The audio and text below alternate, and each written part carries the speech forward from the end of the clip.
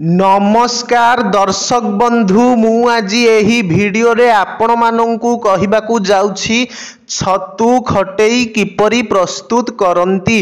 जदि आपण माने केही चैनल रे नुआ थांती चैनल को सब्सक्राइब करंतु एवं पाखरे आसुथिबा बेल आइकन टी ऊपर प्रेस करी पुनी ऑल नोटिफिकेशंस ऊपर क्लिक कर दियंतु। ताहेले एमिति जहा भी किछि नुआ नुआ रोसेई संबंधी वीडियो अपलोड करी सर्वप्रथमे आपण माने देखिबाकू पाई परिबे एवं चैनल को यथेष्ट मात्रा रे लाइक शेयर करने को मध्य भूलिबेनी। ताहेले चलंतु देखिनबा छतु खटेई किपरि प्रस्तुत करंती एवं एथिपाई कौन कौन सामग्री प्रथमे नेबाकू हुए।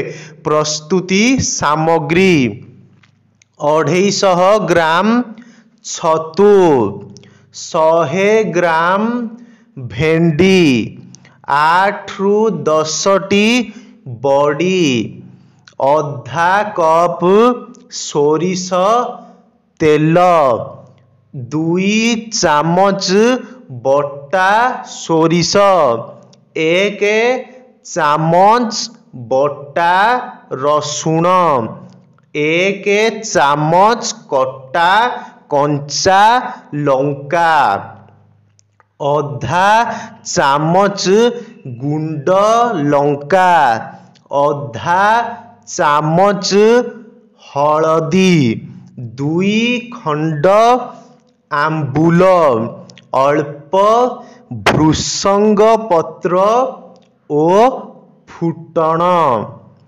प्रस्तुत प्रणाली कड़ेई रे तेल गरम करी बड़ी को भाजी रखंतु।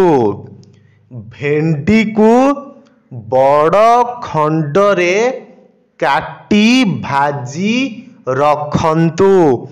छतु को धोई छोट खंडरे काटी धोई चिपुड़ी भाजी रखंतु।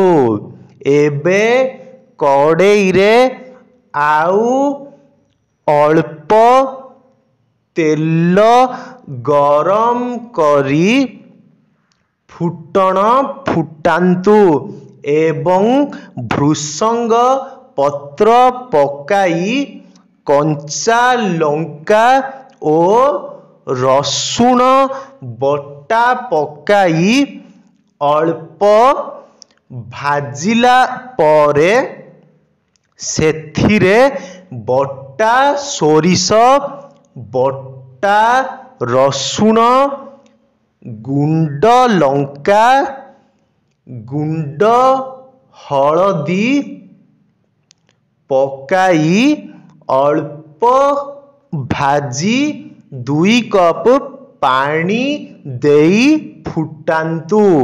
मसला पानी फुटिले सेथिरे प्रथमे भेंडी पकाई लूण देई किछि समय छाड़ी दियंतु।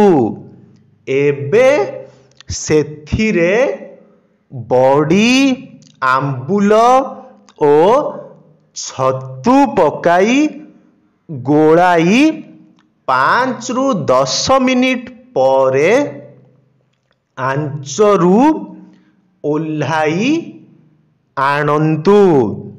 एबे प्रस्तुत होई गला छतु खटेई।